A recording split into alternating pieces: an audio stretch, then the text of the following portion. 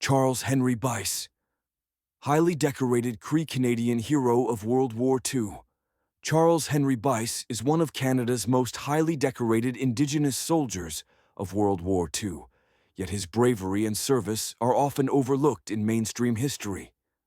A Cree-Canadian, Byce not only fought for his country, but earned two of the highest military honors: the Distinguished Conduct Medal, DCM, and the Military Medal, MM.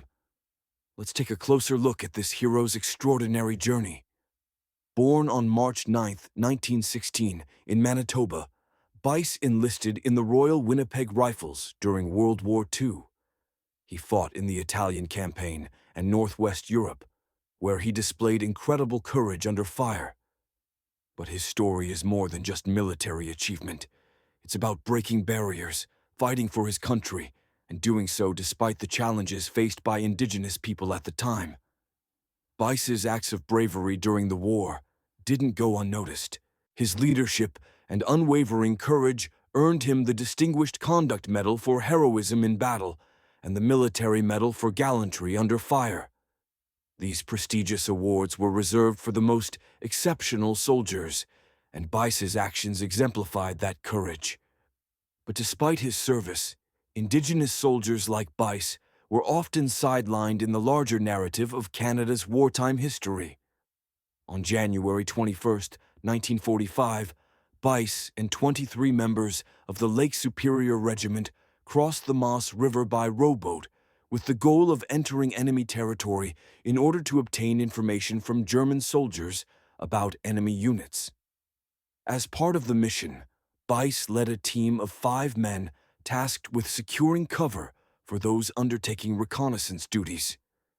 Shortly after landing, the reconnaissance team was fired upon from 3 German positions. Byce took out 2 with grenades and was able to secure intelligence from a German prisoner prior to retreating. He was later awarded a military medal in recognition of the achievement. In the early morning of March 2, 1945, the Lake Superior Regiment departed with directions to take over a set of buildings located south of Hochwald Forest. The buildings were quickly secured, but their location was discovered as the sun rose. The discovery of their location resulted in an enemy bombardment of shells and mortar. The attack destroyed all available tanks and yielded numerous casualties, including the death of every officer and the company commander, at which time Acting Sergeant Byce took command.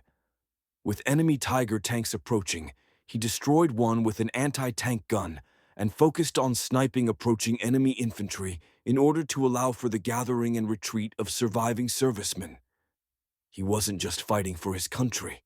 He was fighting for recognition of Indigenous contributions in military service, which often went unacknowledged.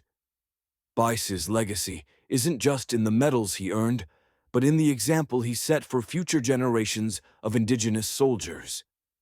Charles Henry Byce passed away on November 20, 1994, but his story lives on. A hero, a warrior, and an inspiration, he showed that bravery isn't defined by race, and his legacy continues to inspire us today. Remember the name Charles Henry Byce, one of Canada's most decorated Indigenous veterans. Like, subscribe, and follow Frozen Out for more Indigenous history. Frozen Out.